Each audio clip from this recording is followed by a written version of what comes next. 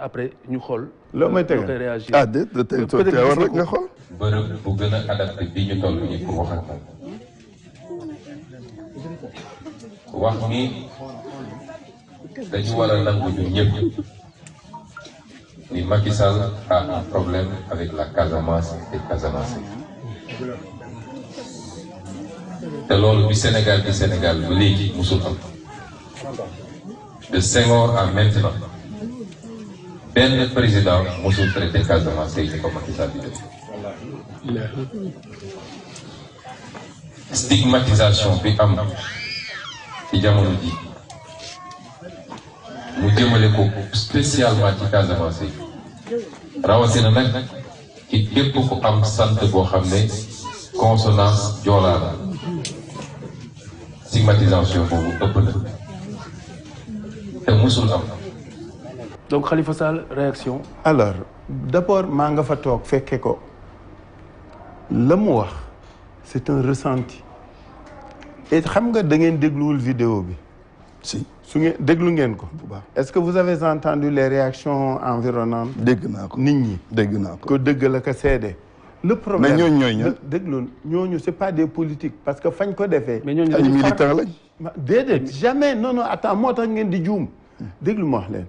fañ ko defee bâche ak tente la waa tàngoori ñëw ñuy politique ak ñu dul politique ay mbokku xale bi ñëw xam nga li leen di ndax mooy vous faites des analyses biaisées parce que circonstanciées ou restreintes même ñun dañu dem foofu dem ci ay njaboot ñoo xam ni c'est des jeunes yu tuuti gis nga ki ñu rey bi Khalifa Sall non may ma pare non di nga ma bàyyi ma wax wala di nga yokk sa émission. parce que yaa ngi éloigné ñu ngi lay déglu non ñu ngi lay déglu. dañu dem foofu dama la bëgg wax soo contextualisé wul.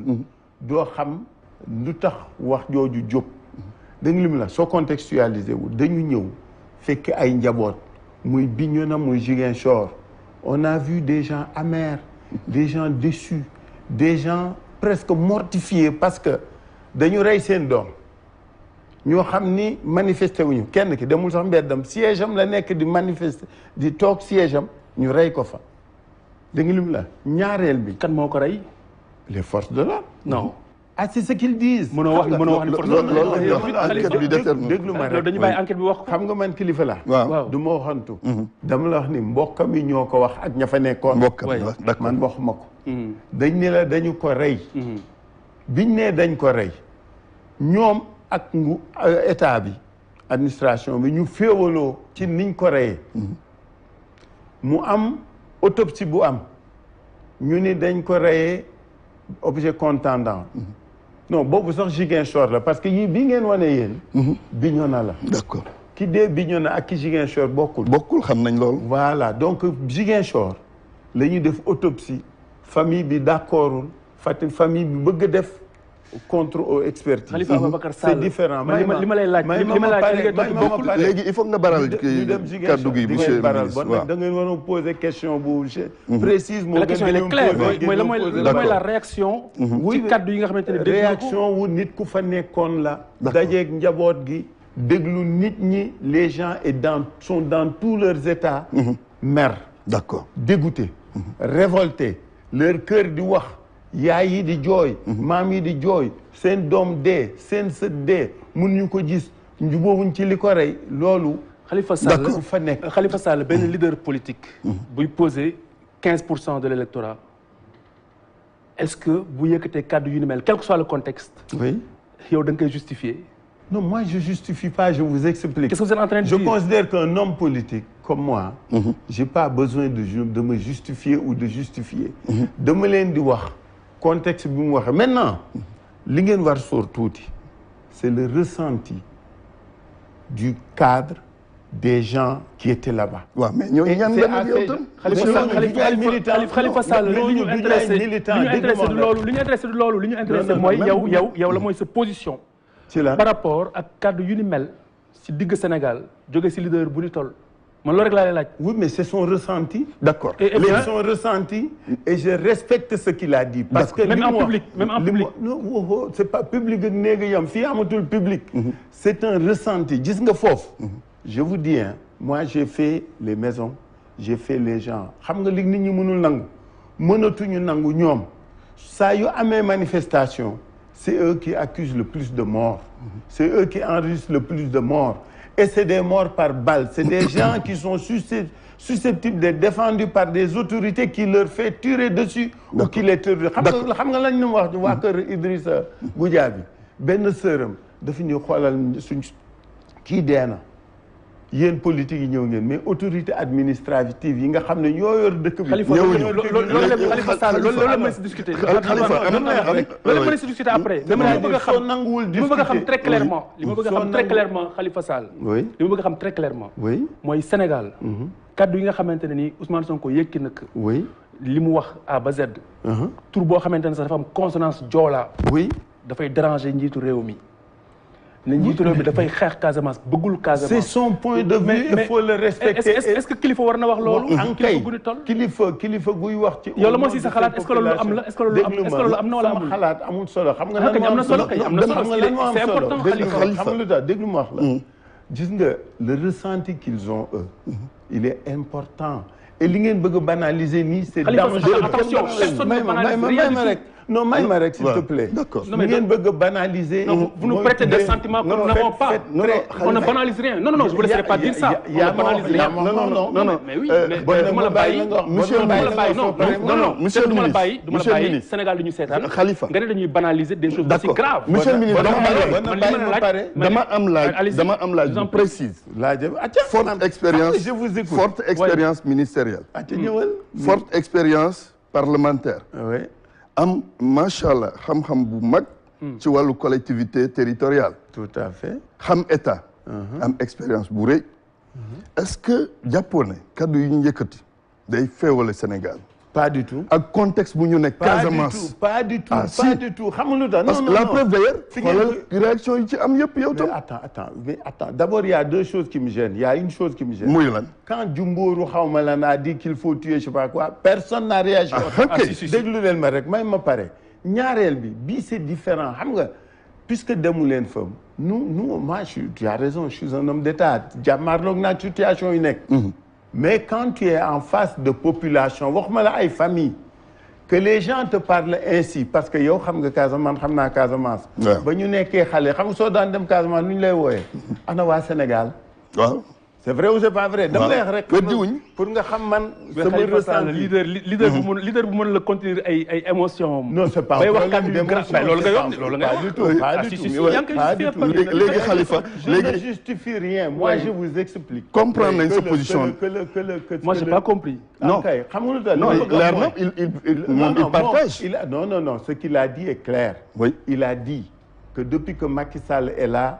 il y a eu jamais autant de morts en Casamance et de cette manière-là. loolu la wax. que bëggul Casamance la kooku c'est son point de vue. mais dama la bëgg wax ne deuxièmement quand le procureur de la République dit que même notre rassemblement était un rassemblement insurrectionnel parce que am na ay Diatta ay Sonko. troisièmement et je vous donne des éléments d'appréciation les jeunes qui ont été retenus 200 et quelques jeunes dont des membres de ma famille kuñ leen laaj foofu. su fekkee Sonko nga sant waa non Casamance dañ naan loo fiy def loo fiy wut si comme que. est-ce que vous aurez dit la même chose. que li Ousmane Sonko wax. ah ça c'est différent parce qu'on a les mêmes ressentis. on n'a pas les mêmes ressentis. mais doo ko waxee noonu. non ça c'est pas ce que j'ai dit mais je considère qu'il est libre de le dire. d'accord Khalifa mën nañ progresser. ci la donc grawul si non comprendre nañ yow kay. c'est pas ce que j'ai dit. donc propos yi graaw na wala graawul. non c'est un déglu ma wax la. du graaw xam nga faut pas être manichéen là schématiser dafa graaw yooyu dafa simple trop gis nga dama lay wax et c'est là où vous avez un rôle important à jouer dans des situations comme ça su ma doon yéen waaw di nga su ma vivre su ma gisee situation mel nii danaa yónnee équipe foofu j'irai voir les familles je verrai pourquoi des gens Ousmane Sonko n'est pas un petit garçon c'est un responsable mature responsable qui sait de quoi il parle et il a pesé chaque mot. Il n'a pas parlé de la nation. Il n'a pas parlé de l'État. Il a mais parlé Casamance ci ñaar yooyu la bokk. déglu ma wax la. waaw il a parlé du président Macky Sall. c'est le chef de l'État, c'est le président de la République. Oui, mais le chef de l'État, il nous incarne, il nous représente. C'est pourquoi ces décisions, il doit les peser. Parce que quand il a fait la part des choses entre Macky Sall et l'État du Sénégal, il a fait la part des choses entre Macky Sall et la nation sénégalaise. Vous avez fait des glissements dangereux. Lesquels? Il n'a jamais dit que les Peuls ou les Toucouleurs. Mais Khalifa Sall, yow nangu woo tontu très clairement. Oui. Si li ngay laaj ba pare yaa ngi ñuy prêter ay sentiments yu ñu amul. On n'est pas là pour avoir des sentiments. Non man dama la laaj est-ce que lii Ousmane Sonko wax garaaw na wala garaawul à vos yeux. Mais nangu la wax. C'est le ressenti d'un responsable qui a rencontré des populations qui vivent une situation et qui a été débordé par ses émotions. Pas du tout. Khalifa, comprendre qu'il ne veut pas être catégorisé sur la question. Il n'y avait pas une grosse... non, c'est quelqu'un qui a parlé avec beaucoup de raisons. D'abord, le ton était clair, le débit était lent, et il a pesé chaque mot. Parce qu'il faut savoir, comme me disait un de ceux qui m'ont appris à écouter, ce que parler veut dire. Voilà, il ne s'adressait pas à l'État du Sénégal. Il s'adressait au donneur d'ordre qu'est le président Macky Sall. Il considère que depuis que Macky Sall est là, il n'y a jamais eu autant de Casamançais tués. Il considère que depuis que Macky Sall est là, il y a cette situation-là. Moi... C'est des propos très matures, très responsables. Oui, c'est son point de vue. Tu peux le lui nier. Est-ce que tu peux le nier? Du tout. Est-ce que vous êtes en train de dire que c'est des propos très responsables, très matures? Non, il a dit oui. Oui. La manière dont il a parlé là, je n'ai pas dit le propos, j'ai dit la tonalité et la posture. Faut me dire. Moi, je parle que du propos. Moi, le propos, il l'a dit, il l'assume. Mais ce qu'il a dit est très clair que Macky Sall, depuis qu'il est là, il n'y a jamais eu autant de réprimandes, de réprobations et de morts en Casamance. D'où l'on fait une vidéo. Ah, l'on non, est-ce que de tegaat leen ko? benn président mosul traité Casamance ni ko Macky Sall di def. Stigmatisation bi am ci jamono ji mu jëmale ko spécialement ci Casamance rawatina nag ci képp ku am sant boo xam ne consonance joolaa la. C'est important pour nous, en tout cas pour moi. Moi, j'étais là-bas.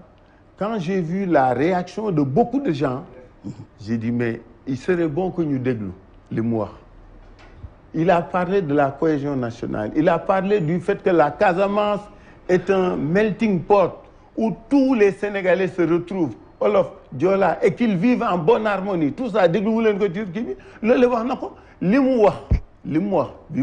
Sénégalais, il n'y a pas de région plus diverse, plus plurielle que la région de Casamance. C'est ce qu'il a dit. C'est une région où tout le monde habite.